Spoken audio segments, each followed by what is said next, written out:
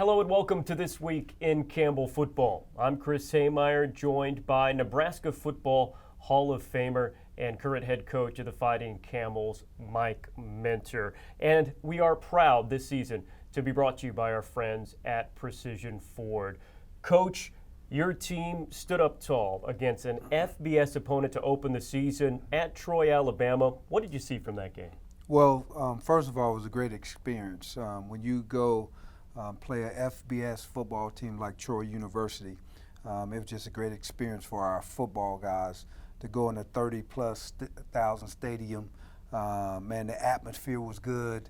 Everybody was fired up and ready to see some football because Troy was just coming back and what I saw is it wasn't too big for our guys. Our guys really just play football because football is football no matter where you play it. And they didn't get caught up into the moment of, oh, it's Troy, it's an FBS opponent. The guys, we talked about playing sound football, and we also talked about playing physical. I thought for the most part we played a physical football team. We was really out there competing at a high level. When you think about the first drive, they get two big plays, they get in the red zone, and we stop them in the red zone. Well, that's a big-time deal because at first you're like, oh, my God, here we go. And the guys woke up and said, no, we're going to give you three, which is our goal once somebody in the red zone, and the defense did that. So at that point, you know the moment's not too big. Then we called a turnover and get in the end zone, and it's 10-7. And we like, okay, let's play, and then we had a rain delay and all that stuff, and so I thought our guys handled the rain delay very well. So we came back after that, and we had some good plays, good football at that point. So we go into halftime. It's 20-7. You're down 13 points, and you're feeling pretty good that you're down 13 points to this Troy football team that's probably going to win the Sun Belt, and so we was excited about that. Now coming at halftime, what a lot of people don't know is they came to us because they didn't know what a storm was going to be, and so they asked us, "Do you guys want to shorten the second half so we make sure we get a second half in, or do you want to continue to play the entire second half?" And Chip Lindsey on their side, their coach, their head coach said, "Oh no, we playing all this 30 minutes. These guys are playing too good right now to shorten this game. We need all the minutes that we can get." And they came out in the third quarter and really established their dominance, which is supposed to happen when you play a bigger football team like that. And third quarter they shut us out 16-0. And what I told my guys is in the third quarter, we did not respond to the delay and then halftime right after that and then come back and play a football game. It took us too long, and we needed to step up our game a little bit more in that period, right? So we had like 13 plays that was all phases, offense, defense, special teams, giving us too many bad things. And so I told them guys, we got to eliminate that. If we want to be a great football team, we have to eliminate those stretches. So instead of 13, maybe it's 2. Okay, that's what we need to get to. But you have to do that in practice.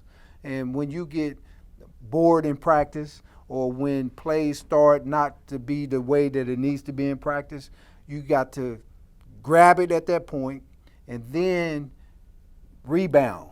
Get back to center is what we call mental toughness. Get back to center so you can now concentrate on the things you need to do so we can get better. And we did it because we went on a 13-play drive, went all the way down 90 yards and scored a touchdown, but we can't wait 13 plays if we're going to be a great football team. But all in all, Chris, it was a great time. We enjoyed it, and we look forward to building on what we did last week.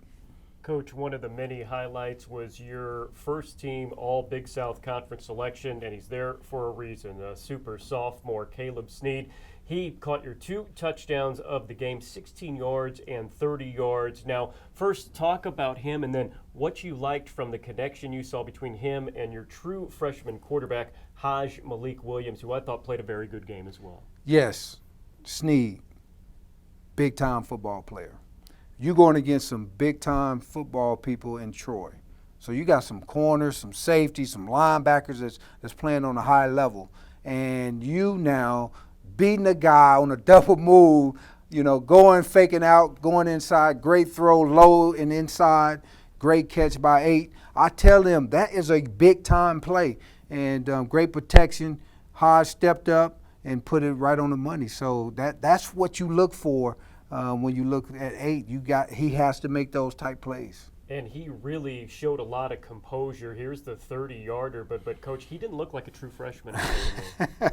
Hey, that's a great throw for only his guy to catch the football. Great route, double move again by Sneed. Great fade ball on the outside.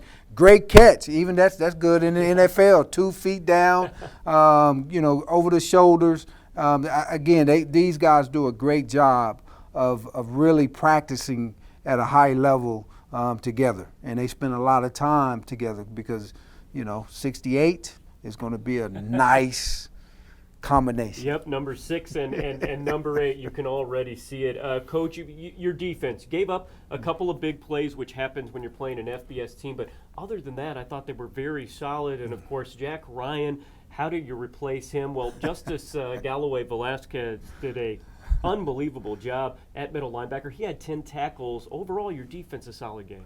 Absolutely.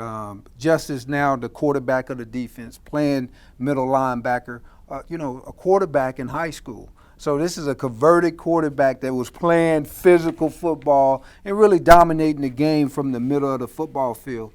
I thought our guys played with a lot of intensity. We played physical. I mean, that running back is the real deal. I think he was picked to be the preseason offensive player of the year in the Sun Belt.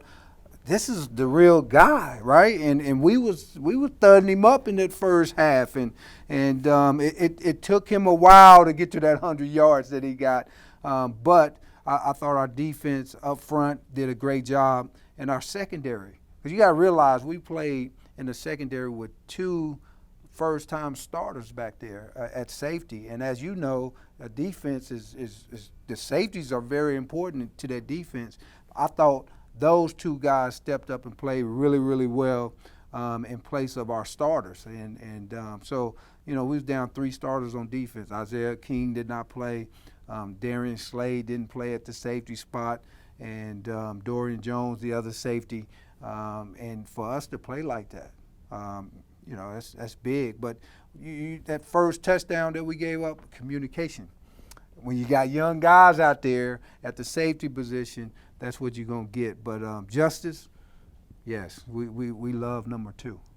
Great things on offense and defense. It was quite an atmosphere there in Troy, Alabama. Our Evan Budrovich puts together this piece showing you what happens before, during, and after the game. He takes you inside last Saturday.